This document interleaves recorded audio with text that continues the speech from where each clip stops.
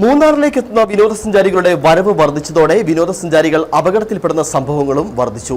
2 ബസ്സുകളും 2 മിനി വാനുകളുമാണ് താഴ്ചയിലേക്ക് മറിഞ്ഞ് അപകടങ്ങൾ സംഭവിച്ചത്. അയൽ സംസ്ഥാനങ്ങളിൽ നിന്നും എത്തുന്ന വാഹനങ്ങളാണ് അപകടത്തിൽപ്പെടുന്നതിൽ ഏറെയും. പലപ്പോഴും തലനാരിഴയ്ക്കാണ് വലിയ ദുരന്തങ്ങൾ ഒഴിവായി പോകുന്നത്. ബൈസൺ വാലി ടീ കമ്പനിക്ക് സമീപം ചെന്നൈ സ്വദേശികൾ സഞ്ചരിച്ചിരുന്ന മിനി ബസ് അപകടത്തിൽപ്പെട്ടതാണ് വിനോദസഞ്ചാരികൾ ഉൾപ്പെട്ട അപകട പരമ്പരകളിൽ ഒടുവിലെത്തിയത്. നിയന്ത്രണം നഷ്ടപ്പെട്ട ബസ് റോഡിൽ തന്നെ മറിയുകയായിരുന്നു. ഏതാനും ദിവസങ്ങൾക്ക് മുമ്പ് ബൈസൺ വാലി കോമാളിക്കുടിക്ക് സമീപം വിനോദസഞ്ചാര ബസ് മറിഞ്ഞ് മറ്റൊരു അപകടവും സംഭവിച്ചിരുന്നു. വളവ് തിരിയുന്നതിനിടയിൽ നിയന്ത്രണം നഷ്ടപ്പെട്ട ബസ് ഏലത്തോട്ടത്തിലേക്ക് പതിക്കുകയായിരുന്നു. കർണാടക സ്വദേശികളായിരുന്നു വാഹനത്തിൽ ഉണ്ടായിരുന്നത്. മാങ്കുളം ആനക്കുളം റോഡിൽ പേമരം വളവിൽ മിനി വാൻ താഴ്ചയിലേക്ക് മറിഞ്ഞ് യാത്രക്കാർക്ക് പരിക്ക് സംഭവിച്ചത് കഴിഞ്ഞ തിങ്കളാഴ്ചയായിരുന്നു.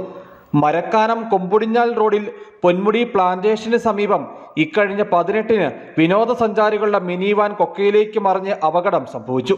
താഴ്ചയിലേക്ക് പതിച്ച വാഹനങ്ങൾ പലപ്പോഴും മരങ്ങളിലും മറ്റും തങ്ങി നിന്നതിനാലാണ് അപകടങ്ങൾ വലിയ ദുരന്തമായി മാറാതിരുന്നത്.